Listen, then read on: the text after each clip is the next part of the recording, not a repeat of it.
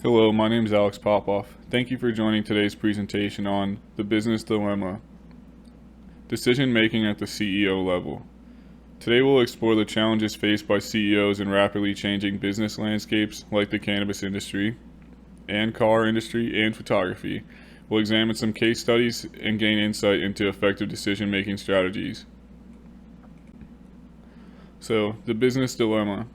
CEOs face major challenges in today's world, including international marketplace dynamics, increased competition, technological advancements, shifting political and economic climates, and more.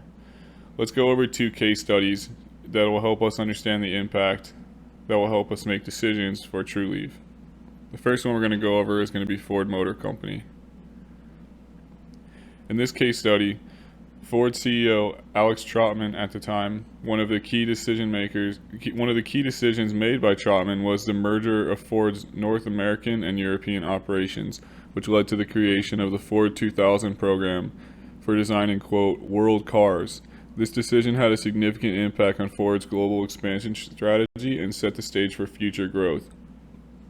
And it was a successful one. Conversely, the second case study centers around George Fisher, the CEO of Kodak. Fisher made a critical decision to shift the company's focus towards digital and electronic imaging while aligning with traditional products. This decision had a profound implication on Kodak's future that ultimately led to them going out of business, according to many. Essentially, George decided that he was going to focus on high-end niche products and didn't focus on the wider market, and this ultimately led to their demise. Now, let's turn our attention back on Trulieve, a cannabis company known for its size and its growth across the U.S. By studying 142 CEOs from small private companies, we can gain valuable insights into the critical decisions that they face based on surveys. And based on these survey data from this such study, most stated that the most stressful and challenging phase during their tenure as CEO was during a growth phase. So speaking of growth, what's the best way that Trulieve can grow in their market? Later on we'll explore international opportunities, but overall, how can they increase output? And here we see outsourcing, leasing, or expanding their current facility leads to about a $400,000 net benefit year over year once established. Building new facilities would be about $600,000, and automation is the highest at nearly $1 million in benefit. And now, the expansion strategy should carefully balance domestic and international opportunities. And through the analysis of financial, market, and industry data, we can make a more informed decision. Factors such as regulations, competition, and growth potential should all be considered when deciding between domestic market expansion or venturing into international markets. And here you can see if we did go with the most beneficial potential option, after 3 years we can reach near 30% increase in automation, and the cost will eventually come down once we are reaching higher output. So, building an effective team will always be crucial, no matter the finances or data. Talent acquisition, employee development, and retention play a significant role. Research has shown us a positive correlation between employee satisfaction and customer demand. To ensure a diverse and collaborative team, Trulieve should focus on creating a supportive environment and offering growth opportunities for their employees. Now here in this visual, we can just get an idea of where we see on the left, we're going to see a minimum and maximum range for retail, cultivation, and our customers.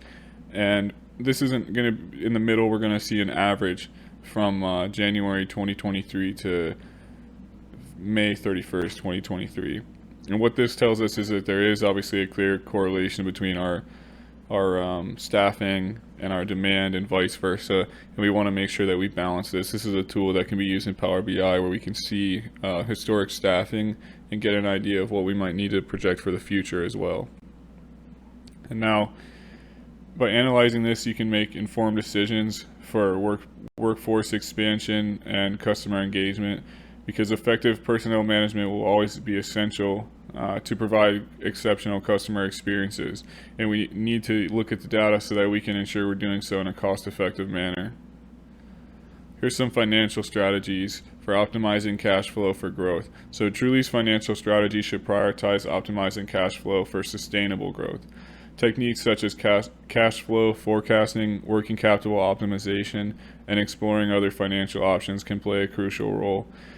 And we'll get into some visualizations on this to show a visual picture of the current financial health as well. Here you can see, unfortunately, the highest expected category here in this breakdown is going to be the depreciation and amortization of assets. And then next, fortunately, is going to be our cash from operating activities. And this one doesn't give specific numbers. This is more just to give you a visual idea. And cash expenditures down there below negative 100 million. So going forward, the visual just provides a quick snapshot. It's not meant to be comprehensive. So in conclusion, when driving successful growth through effective decision making, we need to determine the risk factors that are highlighted at much more length in the report that is attached. And we need to consider the law of other countries. We need to consider the competitors. And we need to consider in a rapidly changing business landscape, we can be passed up by competitors if we don't move forward. So at this time, the recommendation is to not move into international expansion. It is to optimize the current operations by using automation and other enhancements and expansions to cultivation capacity within the United States specifically. Thank you for your time, and the following slide is the references.